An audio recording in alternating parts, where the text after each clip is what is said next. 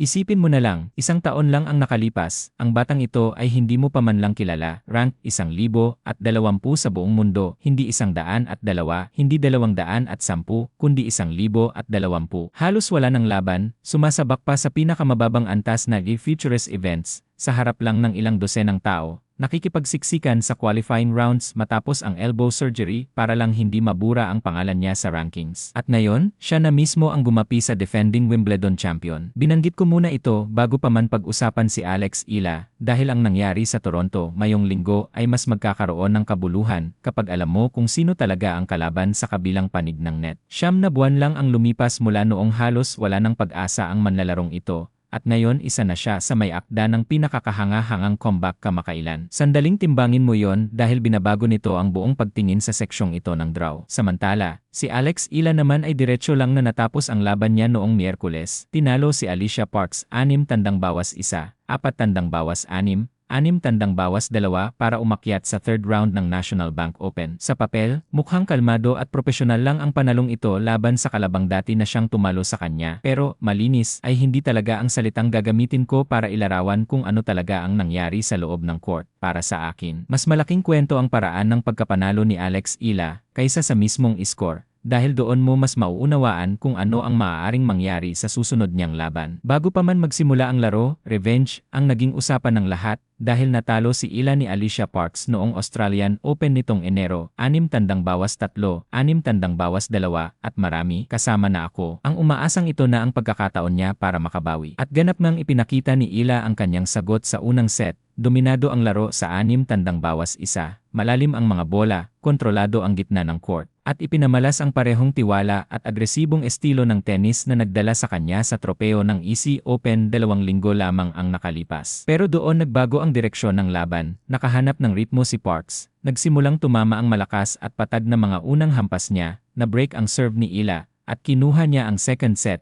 6-4 na nagtulak sa laban patungo sa isang deciding set. Sa kabutihang palad, tumugon si Ila ng tulad ng isang tunay na kampiyon, muling nakuha ang kontrol, at sinara ang laban sa 6-2 para masigurado ang kanyang pwesto sa third round. Gayunpaman, hindi ko basta-basta babaliwalain ang pagbagsak na yon sa second set, dahil naniniwala akong maaari itong maging susi sa magaganap sa Sabado, dahil ang totoong kwento dito ay hindi lang basta panalo at pag-abante ni Ila. Ang totoong kwento dito ay hindi lang ang panalo, ito ay ang pagsisiwalat ng isang maliit na butas sa laro ni Ila laban sa mga kalabang mabilis kumuha ng bola, patag ang hampas, at nagmamadaling sirain ang kanyang ritmo. Tandaan mo ang detalyeng iyon dahil magiging napakahalaga nito sa susunod na laban. Samantala, sa kabilang panig ng draw, mas nakakagulat pang kwento ang nagaganap sa grandstand court. Si Linda Noskova, 3 linggo pa lamang mula nang iangat niya ang Wimbledon Trophy. Unang beses na tumapak sa hard court simula nang maging Grand Slam champion. At doon niya nasalubong ang isang manlalarong marahil hindi niya lubos na binigyang pansin, si Cathy Ilsin. Bigla na lang naiwan ang Amerikana na nahuhuli, 5-1. Sa unang set laban sa isang manlalarong kararaan lang gumapi kay Carolina Machova sa Wimbledon final. Sa normal na sitwasyon, senyales na yon ng katapusan ng laban. Pero may ibang plano si Ilsin. Nag-comeback siya sa pamamagitan ng 6 na sunod-sunod na panalong games. Pagkatapos ay kinontrol niya ang tiebreak sa pamamagitan ng pagkuha ng 4 sa huling 6 na puntos. Kahit sa serve pa mismo ni Noskova, ang mas kahanga-hanga pa, sa halip na manghina matapos ang ganoong kapaguran mula sa comeback, ganap na nag-iba ng takbo si Ilsin, dinomina niya ang second set,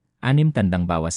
Habang halos hindi na makapaglaro ng maayos si Noskova, mas mababa sa isang katlo ng kanyang first serves ang pumasok, at lalong-lalong nawala ng direksyon, habang tinatapos ni Ilsin ang isa sa pinakamalaking upset ng torneo. Hindi ito basta nakaligtas lamang, ito ay isang statement sa ibang antas. At sa totoo lang, hindi na sapat ang salitang statement win para dito. Ang ipinakita ni Cathy Ilsin ay kahit anong pinsala ang idinulot ng mga injury noong 2023 sa kanyang katawan, kailanman ay hindi nito nabasag ang bahagi niya na palaban. Pero ito ang bahagi ng kwento na talagang nais kong bigyang pansin. Dahil ito ang madalas baliwalain ng karamihang mainstream previews, ang comeback ni Ilsin ay hindi lang basta kwento ng pag-inspire matapos ang injury. Ito ay ganap na nagbago sa paraan niya maglaro, matapos gugulin ang halos 1 taon at kalahati sa paggaling mula sa napunit na bisila at muling pagbuo ng kanyang siko. Walang manlalarong bumabalik na hampas ng eksaktong tulad ng dati. Sa halip umuunlad sila, mas umaasa sila sa variety, touch, angles, at matalinong pagpili ng shot para bawasan ang patuloy na pisikal na presyon ng paulit-ulit na full power na ground strokes. Iyan mismo ang ginawa ni Elsin. Ngayon, nakabatay ang kanyang laro sa paghahalo-halo ng mga estratehiya,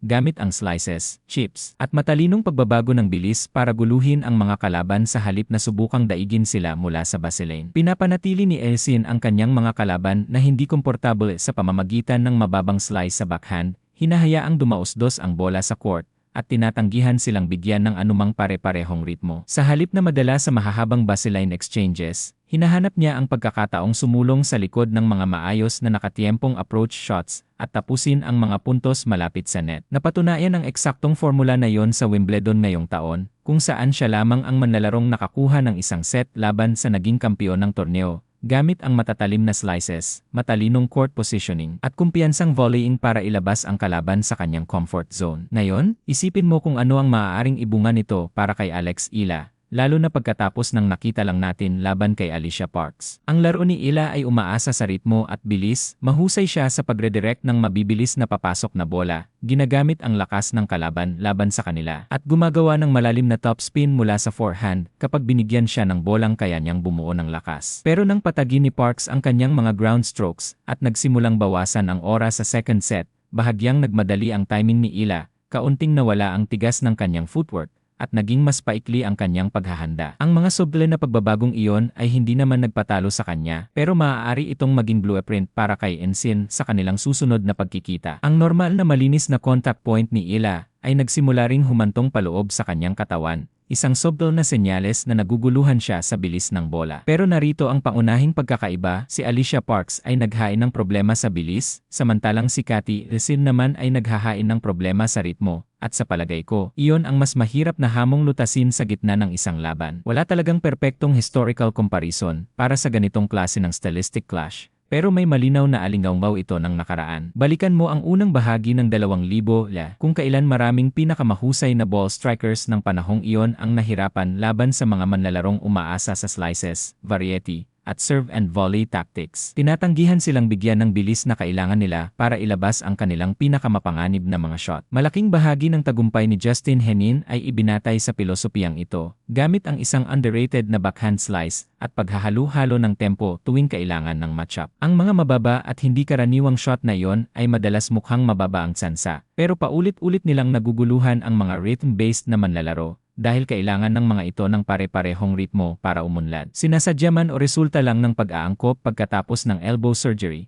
ang laro ni Elsin ngayon ay isang estilo ng tennis na halos nawala na sa modernong WTA Tour at kabalintunaan. Marahil ay eksaktong angkop ang old school approach na yon para guluhin ang first strike, high topspin na laro ng kasalukuyan. Hindi ito basta nostalgia, ito ay isang tunay na tactical challenge na naghihintay kay Alex Ila sa Sabado. Pero narito ang bahagi ng kwento na ganap na nagbago sa pagtingin ko sa matchup na ito. Sa una, inakala kong may pisikal na abanting dala si Ila dahil dumaan lang siya sa medyo mabilis na 3-set win laban kay Alicia Parks noong Miyerkules ng umaga. Samantalang si Cathy Elsin naman ay dumaan sa halos 3 oras na labang emosyonal na nakapagod. Sa unang tingin, mukhang malinaw na bentahe yon para kay Ila. Pero kapag mas maingat mong titingnan, pareho lang pala ang recovery window ng dalawa, hindi hanggang Sabado ang laban nila, kaya bawat isa ay may 2 buong araw para makabawi. Sapat na yon para makapag-recharge si Elsin matapos ang isang laban na sumubok sa kanya ng pareho, mentally at physically, lalo na matapos siyang makabawi mula sa 5-1